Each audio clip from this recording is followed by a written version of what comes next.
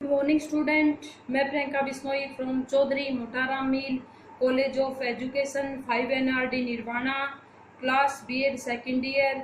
Subject है हमारा पर्यावरण शिक्षा। टॉपिक है हमारा आज का पारिस्थितिकी तंत्र। पिछले 2 वीडियो में हम पर्यावरण की अवधारणा और पारिस्थितिकी की अवधारणा के बारे में चर्चा कर चुके हैं। लास्ट वीडियो में हमने पारिस्थितिकी तंत्र के बारे में पढ़ा था, तो आज हम पारिस्थितिकी तंत्र के घटकों के बारे में पढ़ा था। पारिस्थितिकी तंत्र के घटक कौन कौन से हैं, हमने 2 घटकों के बारे में चर्चा की थी, जीवीय और अजीवीय। जीवीय घटक हम पढ़ चुके हैं, आज हम अजीवीय घटक के बारे में चर्चा करेंगे, पारिस्थितिकी के अजीवीय घटक। उससे पहले हम ये पारिस्थितिकी तंत्र के जीवीय घटकों की एक खाद्य श्रृंखला पढ़ते हैं। खाद्य श्रृंखला,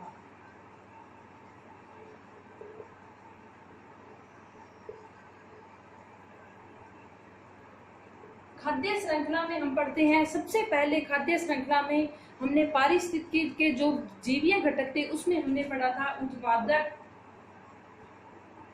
उत्पादक कौन से थे? हरे पेड़ पौधे, हरे पेड़ पौधे। उसके बाद में हमने पढ़ा था उपभोक्ता।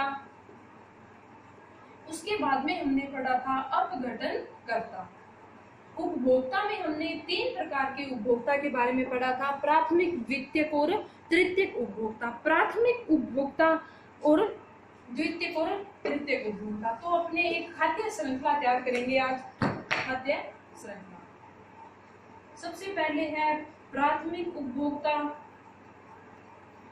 उसके बाद में द्वितीयक उपभोक्ता,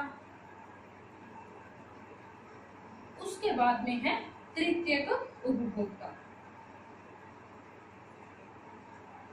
प्राथमिक उपभोक्ता में हमने देखा था, प्राथमिक उपभोक्ता के उदाहरण में सबसे पहले हमने देखा था प्राथमिक उपभोक्ता कौन से? उत्पादक तो हो गए पेड़ पौधे, और उपभोक्ता मतलब इनका उपभोग करने वाले कौन से थे? जैसे खरगोश, बकरी, चूहा और टिड्डा। जैसे खरगोश, बकरी, चूहा और टिड्डा, ये कौन से थे? प्राथमिक उपभोक्ता थे। उसके बाद में आएंगे द्वितीयक उपभोक्ता, जो इनका क्या करते थे? उपभोग करते थे, जो इनको खाते थे। द्वितीय उपभोक्ता में मैंने आपको बताया था कौन से थे? ये मांसाहारी, ये मांसाहारी थे। जैसे क्या था? खरगोश को कौन खाएगा? जैसे शेर ने खाया। चूहे को किसने खाया? सर्प ने खाया, सांप ने खाया। टिड्डे को किसने खाया? चिड़िया ने खाया। ये क्या थे? और इसको बकरी को किसने खाया? भेड़िए ने खाया। तो इस तरह से ये क्या थे? द्वितीयक उपभोक्ता थे। जैसे आप मान लो भेड़िया,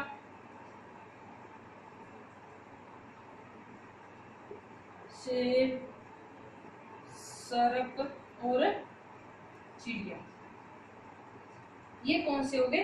द्वितीयक उपभोक्ता। उसके बाद में तृतीयक उपभोक्ता में कौन से आएंगे? जो द्वितीयक उपभोक्ता को खाएंगे वो कौन से आएंगे?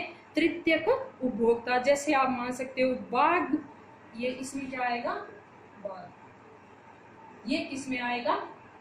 तृतीयक उपभोक्ता में आएगा। उसके बाद में हमने पढ़ा था तृतीयक श्रेणी के उपभोक्ता के बाद में हमने पढ़ा था अंतिम उपभोक्ता या उच्च मांसाहारी। उच्च मांसाहारी में हमने पढ़ा था जो क्या है कि द्वितीयक, प्राथमिक और द्वितीयक दोनों का उपभोग करता हो, वो कौन सा था? उच्च मांसाहारी में हमने सबसे अच्छा उदाहरण समझा था किसका? मनुष्य का। मनुष्य क्या है? शाकाहारी भी है और मांसाहारी भी है। इस तरह से ये एक क्या है? डायग्राम के माध्यम से मैंने आपको आज एक खाद्य श्रृंखला की खाद्य श्रृंखला की किस्में कौन कौन सी होती है? खाद्य श्रृंखला की किस्में होती है परभक्षी खाद्य श्रृंखला, या दूसरी है परजीवी और मर्तोपजीवी। परभक्षी, परजीवी और मर्तोपजीवी। परभक्षी, परजीवी और मर्तोपजीवी क्या है? खाद्य श्रृंखला। परभक्षी, परजीवी और मर्तोपजीवी खाद्य श्रृंखला, ये किसकी है? खाद्य श्रृंखला की किस्में है। अब हम एक एक का अध्ययन करते हैं। परभक्षी क्या होता है? इस प्रकार की खाद्य श्रृंखला प्राय तालाब के पारिस्थितिक तंत्र के अंतर्गत पाई जाती है। जैसे छोटे पेड़ पौधों से प्रारंभ होकर सूक्ष्म जंतुओं से बड़े जंतुओं की ओर पाई जाती है। मतलब परभक्षी मतलब एक ही प्रकार, जैसे मान लो आप एक छोटे तालाब में, मान लो छोटे तालाब में आप ये एक श्रृंखला प्राणी है, तो छोटे तालाब में छोटे पौधे भी होंगे, सूक्ष्म जीव भी होंगे, और उसके बाद में क्या है, उन छोटे पौधों को कौन खाएंगे, ये छोटे जंतु खाएंगे, सूक्ष्म जीव खाएंगे। उसके बाद में उन सूक्ष्म छोटे छोटे जीवों को किसके द्वारा खाया जाता है, बड़ी मछलियों के द्वारा खाया जाता है। इस प्रकार ये क्या होगी, परभक्षी मतलब एक ही तालाब का अपने अध्ययन किया, एक जगह का अध्ययन किया। उसके बाद में है परजीवी या परपोष, परजीवी, परभक्षी और परजीवी।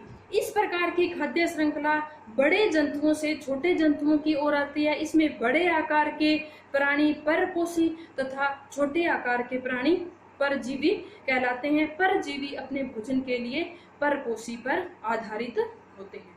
समझ गए, वो क्या था कि एक प्रकार की खाद्य श्रृंखला थी, छोटे पौधों से प्रारंभ होके बड़े जंतुओं की ओर थी। ये क्या है, बड़े जंतुओं से प्रारंभ होके किसकी ओर जाती है, धीरे धीरे ये सूक्ष्म जीवों पे चली जाती है। लास्ट में मर्तोपजीवी, ये क्या है, यह खाद्य श्रृंखला मृतक जीवों से सूक्ष्म जीवों की ओर जाती है। इसमें मृतक जीवों में उपस्थित ऊर्जा सूक्ष्म जीवों में स्थानांतरित हो जाती है। इसके अंतर्गत प्राय अपघटक आते हैं। इसके अंतर्गत कौन से आते हैं, अप, ठीक है। इस प्रकार ये होगी खाद्य श्रृंखला की किस्में। उसके बाद में हम खाद्य श्रृंखला में ही एक और पढ़ेंगे, खाद्य जाल। खाद्य जाल, खाद्य जाल में हम देखते हैं कि क्या होता है। भोजन के आधार पर यदि देखा जाए तो ज्ञात होता है कि खाद्य श्रृंखला के अंतर्गत उत्पादक उपभोक्ता अपघटक के बीच घनिष्ठ संबंध पाया जाता है। प्रकृति के अनेक के अंतर्गत खाद्य श्रृंखला एक सीधी खड़ी रेखा के रूप में नहीं पाई जाती, बल्कि कहीं न कहीं पारिस्थितिक रूप में आपस में संबंधित होती है। अर्थात पारिस्थितिकी तंत्र में एक खाद्य श्रृंखला के जीवधारियों का संबंध दूसरी खाद्य श्रृंखला के जीवधारियों से होता है। इस प्रकार एक पारिस्थितिकी तंत्र की अनेक खाद्य श्रृंखलाओं के बीच जो पारिस्थितिक संबंध होता है उसे ही क्या कहते हैं, खाद्य जाल कहते हैं। उदाहरण के लिए आप मान सकते हो, जैसे मनुष्य शाकाहारी है और अनेक स्तरों पर यह क्या है, मांसाहारी भी है। इस प्रकार यह अनेक भोजन श्रृंखलाओं में अपना स्थान रखता है, जिससे अनेक भोजन श्रृंखलाएं आपस में जाल की तरह उलझ कर रह जाता है, जिसे ही क्या कहते हैं, अपने खाद्य जाल। खाद्य जाल समझ गए, अनेक खाद्य श्रृंखलाओं का समूह है, क्या कहलाता है, खाद्य जाल। आपको बताया, मैंने उदाहरण के तौर पे आपको बताया, जैसे मनुष्य प्राथमिक उपभोक्ता है, द्वितीय उपभोक्ता है और तृतीयक उपभोक्ता भी है। ये क्या है, एक जाल के रूप में है, यही क्या कहलाता है, खाद्य जाल कहलाता है। उसके बाद में हम अब पढ़ते हैं इसके अजीवीय घटक। अजीवीय घटक, अजीवीय घटक में हम पढ़ेंगे अजीवीय घटक कितने प्रकार के होते हैं, 3 प्रकार के होते हैं। अकार्बनिक, कार्बनिक और भौतिक घटक। अकार्बनिक पहला है अकार्बनिक, दूसरा है कार्बनिक और तीसरा है भौतिक। अकार्बनिक, कार्बनिक और भौतिक घटक। अकार्बनिक घटक, इसके अंतर्गत जल, विभिन्न प्रकार के लवण जैसे calcium, potassium, magnesium, phosphorus, nitrogen तथा सल्फर आदि जैसे, और वायु की गैसें आप मान सकते हो। इसमें लवण कौन कौन से हैं, कैल्शियम,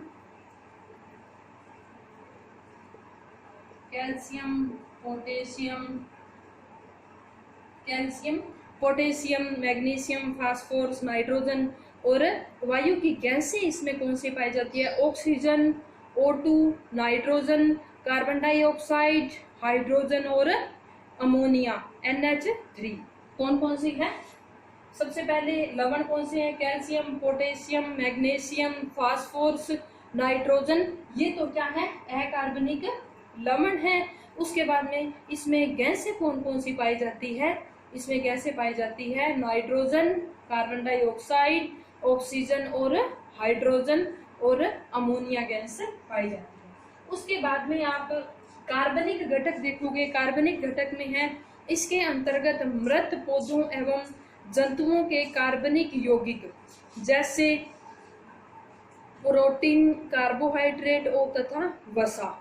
अपघटन तथा उत्पादित उत्पाद इसमें कौन से हैं? वसा, कार्बोहाइड्रेट और प्रोटीन। वसा, कार्बोहाइड्रेट, प्रोटीन। उसके बाद में आप देख लो इसमें उत्पादित उत्पाद कौन से हैं? यूरिया और ह्यूमस है। इसमें क्या है? अपघटन की क्रिया मृतोपजीवी कवकों एवं जीवाणुओं के द्वारा होती है। इसके द्वारा मृत जीवधारियों का कुछ भाग अकार्बनिक रूप से परिणत हो जाता है। इस प्रकार ये जीवीय एवं अजीवीय घटकों में क्या करते हैं? संबंध स्थापित करते हैं। जीवीय और अजीवीय घटक में संबंध स्थापित कौन से करते हैं? कार्बनिक घटक। और क्या है? किसी भी पारिस्थितिकी तंत्र में एक निश्चित समय में अजीवीय पदार्थों की जितनी मात्रा उपस्थित रहती है उसे क्या कहते हैं? खड़ी अवस्था यानी कि स्टैंडिंग स्टेज कहते हैं। इस प्रकार तीसरा आता है हमें हमारा भौतिक घटक। इसके अंतर्गत विभिन्न प्रकार के जलवायवीय कारक जैसे प्रकाश, ताप, हवा व विद्युत आते हैं। इसमें कौन से आते हैं? प्रकाश, ताप, हवा, विद्युत आते हैं। ये कौन से हैं? भौतिक नाम से ही स्पष्ट है। और आदि आते हैं। इन भौतिक घटकों में सूर्य ऊर्जा मुख्य है जो हरे पौधों से पर्णहरित द्वारा विकिरण ऊर्जा के रूप में ली जाती है। पौधे इस ऊर्जा को कार्बनिक ऊर्जा में परिवर्तित करते हैं जो कार्बनिक अणुओं के रूप में संचित रहती है। यही वह ऊर्जा है जो संपूर्ण जीवीय समुदायों में बढ़ती है और इसी के द्वारा ही क्या है? पृथ्वी पर जीवन संभव है। ये हमारे अजीवीय घटक थे। पारिस्थितिकी तंत्र के इकोलॉजी सिस्टम को हम पूर्ण विस्तार से हम समझ चुके हैं। पारिस्थितिकी तंत्र क्या है? पारिस्थितिकी तंत्र के घटक कौन कौन से हैं? पारिस्थितिकी तंत्र में घटक कितने प्रकार के थे? 2 प्रकार के थे, जीवीय, अजीवीय घटक। जीवीय घटक में कितने प्रकार के थे? उत्पादक, उपभोक्ता और अपघटनकर्ता। अजीवीय घटक कितने प्रकार के थे? अकार्बनिक, कार्बनिक और भौतिक घटक। जीवीय घटक में हमने पढ़ा था और विस्तार से अध्ययन किया है किसका? खाद्य श्रृंखला और खाद्य जाल का। खाद्य श्रृंखला हमने पढ़ ली, खाद्य जाल हमने पढ़ लिया और पारिस्थितिकी तंत्र के अजीवीय घटक हमने पढ़ लिए। अब हमारा एक टॉपिक और बचता है पारिस्थितिकी एवं पारिस्थितिकी तंत्र में अंतर। पारिस्थितिकी एवं पारिस्थितिकी तंत्र में अंतर। पारिस्थितिकी एवं पारिस्थितिकी तंत्र में अंतर। सबसे पहले पारिस्थितिकी एवं पारिस्थितिकी और पारिस्थितिकी तंत्र।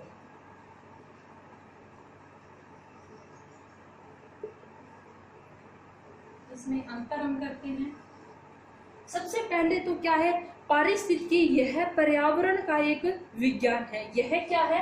पर्यावरण का विज्ञान है। पर्यावरण का एक विज्ञान। और पारिस्थितिकी तंत्र क्या है? पर्यावरण की एक प्रणाली तंत्र या एक तंत्र का अध्ययन है। यह क्या है? एक तंत्र का अध्ययन है। पहला अंतर ये हो गया। उसके बाद में दूसरा अंतर क्या है कि यह जन समुदाय का अध्ययन है। यह मतलब पारिस्थितिकी क्या है? जन समुदाय का अध्ययन है। जन समुदाय का अध्ययन।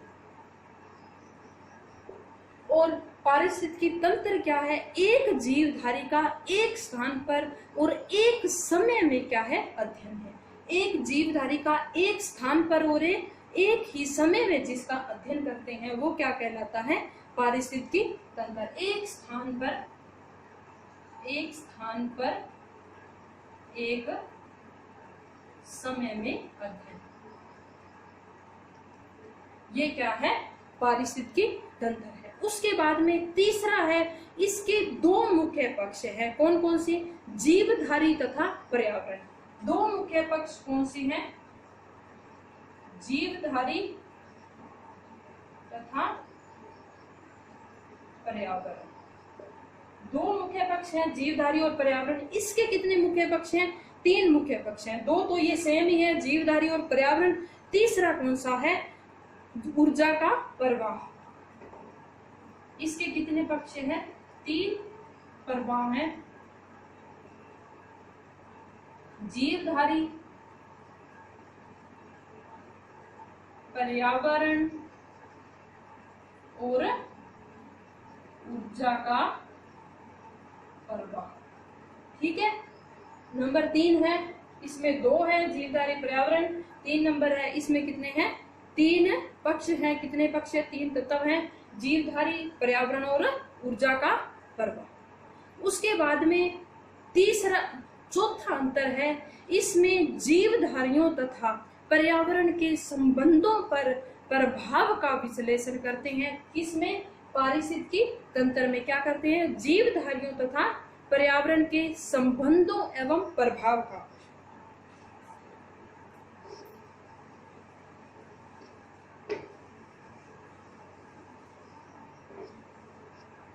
जीवधारियों तथा पर्यावरण के संबंधों एवं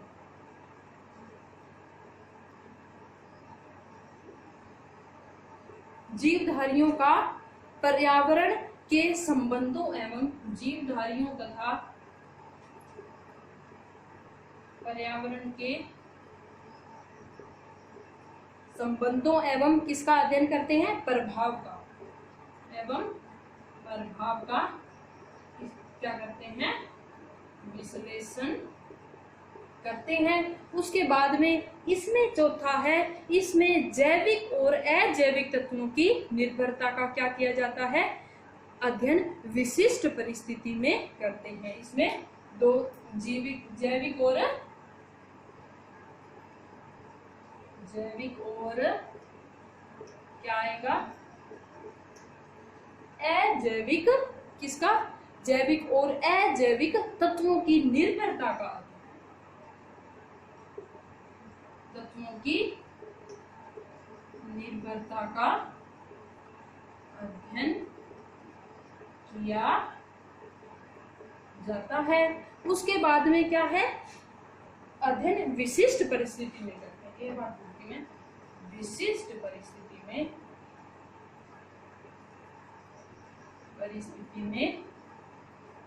करते हैं। उसके बाद में नेक्स्ट कौन सा आएगा? 5वां है, इसमें पर्यावरण का स्वरूप तथा कार्यों का अध्ययन है। किसमें? इसमें किसका? पर्यावरण के स्वरूप और कार्यों का अध्ययन है। जबकि पारिस्थितिकी तंत्र में किसका है? यह एक क्या है? एक व्यवहारिक इकाई का विशिष्ट स्थान पर और विशिष्ट समय की इकाई का क्या करता है? अध्ययन करता है। उसके बाद में लास्ट है, ये क्या है? पारिस्थितिकी तंत्र का विज्ञान है। क्या है? पारिस्थितिकी किसका विज्ञान है? तंत्र का विज्ञान है। और पारिस्थितिकी तंत्र क्या है? यह महत्वपूर्ण परिस्थिति की क्या है? सीमा है। महत्वपूर्ण परिस्थिति की सीमा है क्या? पारिस्थितिकी तंत्र। उसके बाद में है पारिस्थितिकी का संबंध जीवधारियों, पौधों तथा उनके पर्यावरण के तत्वों से होता है। जबकि पारिस्थितिकी तंत्र क्या है? एक प्राणी तथा उसकी विशिष्ट उपजाति का उसके वातावरण की ऊर्जा से जो संबंध होता है वो क्या है? पारिस्थितिकी तंत्र होता है। इस प्रकार पारिस्थितिकी एवं पारिस्थितिकी में अंतर हमारा कंप्लीट हुआ। हमारा एक टॉपिक पूरा हो चुका है। पारिस्थितिकी तंत्र की अवधारणा, पारिस्थितिकी तंत्र के घटक, खाद्य श्रृंखला, खाद्य जाल और पारिस्थितिकी और पारिस्थितिकी तंत्र में अंतर। और अब नेक्स्ट वीडियो में हम नेक्स्ट टॉपिक देखेंगे। नेक्स्ट टॉपिक के लिए देखोगे आप नेक्स्ट